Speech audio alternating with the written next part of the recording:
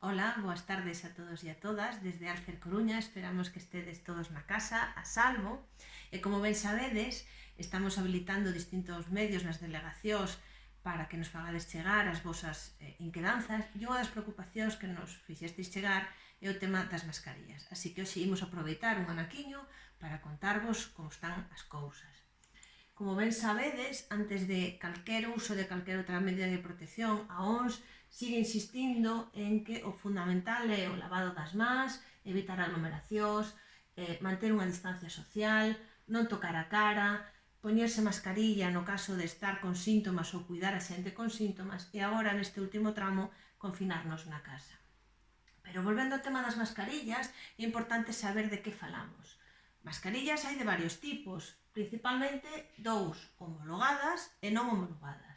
Dentro das homologadas, imos falar hoxe dos equipos de protección individual, os EPI, e das mascarillas cirúrxicas, e como non homologadas, aínda que cumplan algunha norma, están as higiénicas e as caseiras.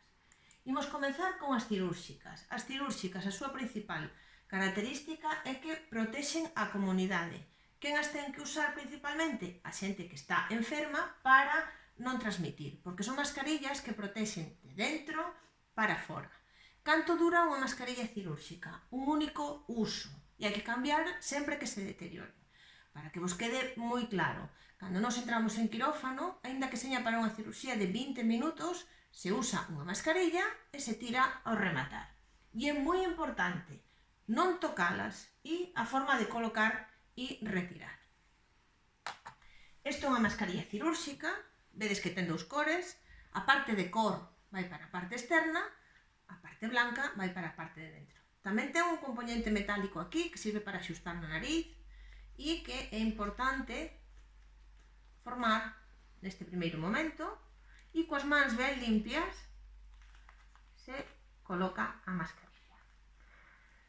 Fundamental que se axuste ben a todo o contorno e non tocar desde o momento en que está posta. Por que? Porque con guantes ou sin eles, se eu toco a mascarilla e antes toquei algo que estuvera contaminado con o virus e, por exemplo, me molesta a mascarilla, se me afloxou, como podedes ver, o virus xa está aquí.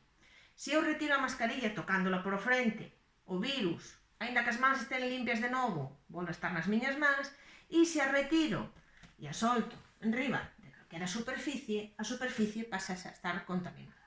Co cal, fundamental, retirar a mascarilla collendo-a por as gomas, embolsar e tirar.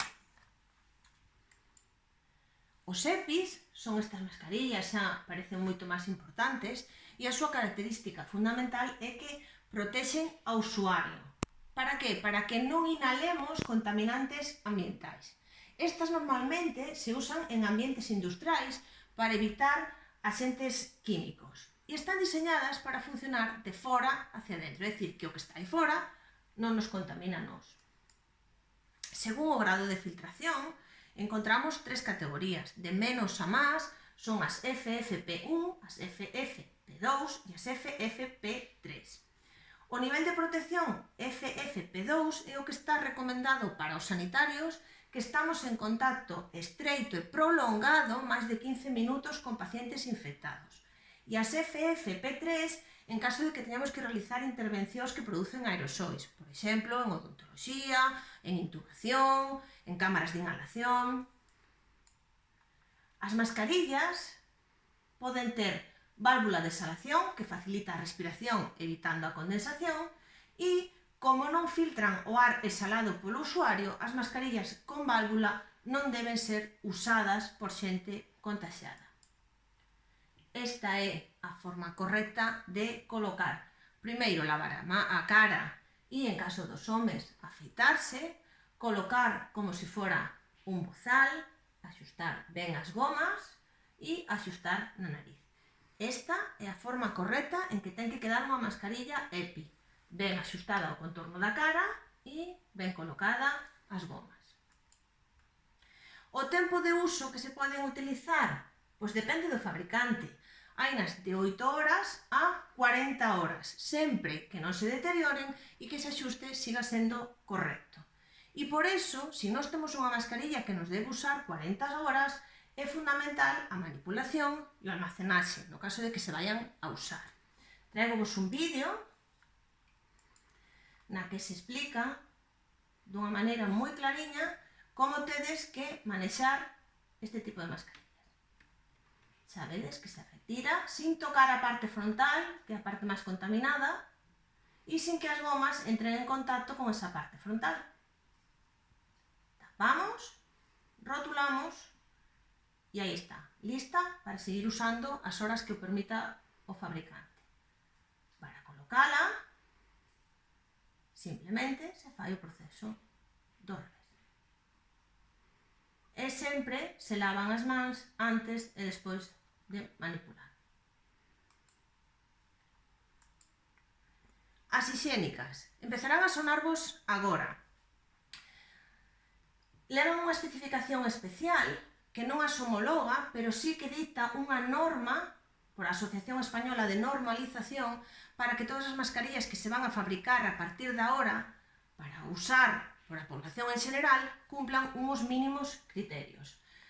Os mínimos criterios que formulou o Ministerio ahora mesmo son 5 capas de distintos materiais sintéticos, como polipropileno e poliéster, que deben ser biocompatibles e inocuos, é non reutilizable e está destinada a persoas adultas sen síntomas. É dicir, o luns, cando a xente sen síntomas vai a traballar novamente, poderá levar este tipo de mascarillas hixiénicas, porque as persoas con síntomas deben seguir na casa.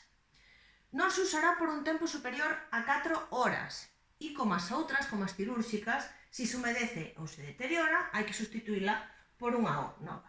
E, por suposto, non exime da aplicación de medidas de higiene nin de distanciamento social que xa foron indicadas pola OMS e polo Ministerio de Sanidade. En cuanto ás caseiras, podedes encontrar en YouTube 1001 e 1002, vale?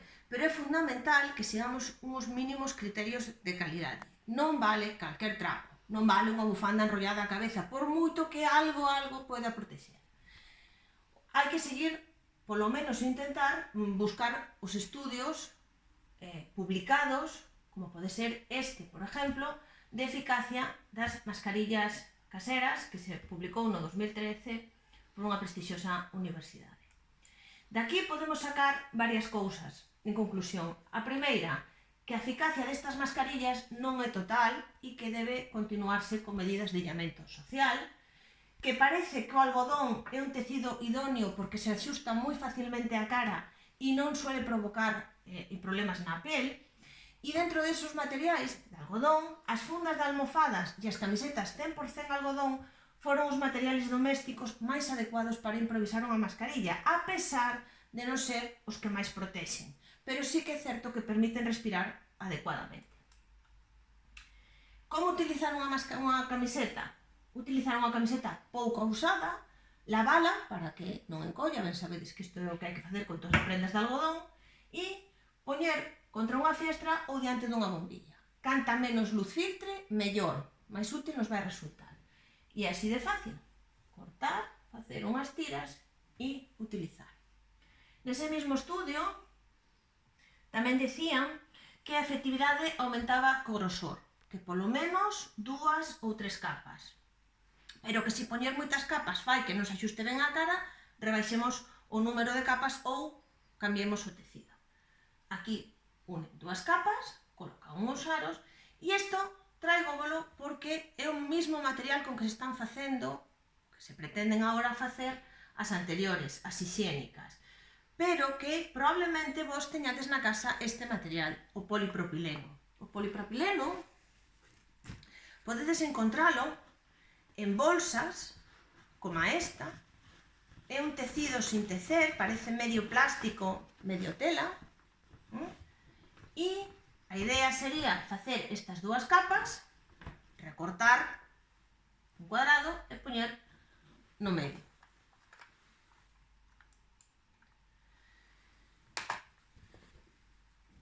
Mentras non teñamos unha vacina, seguide con as normas.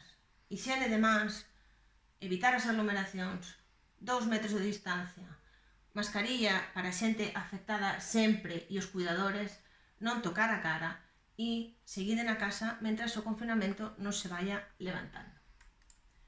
Esperamos tervos sido de axuda e que as vosas dúbidas queden aclaradas e non dubidedes en mandarnos calquera outra cuestión que nos podamos intentar solucionar. Bicos.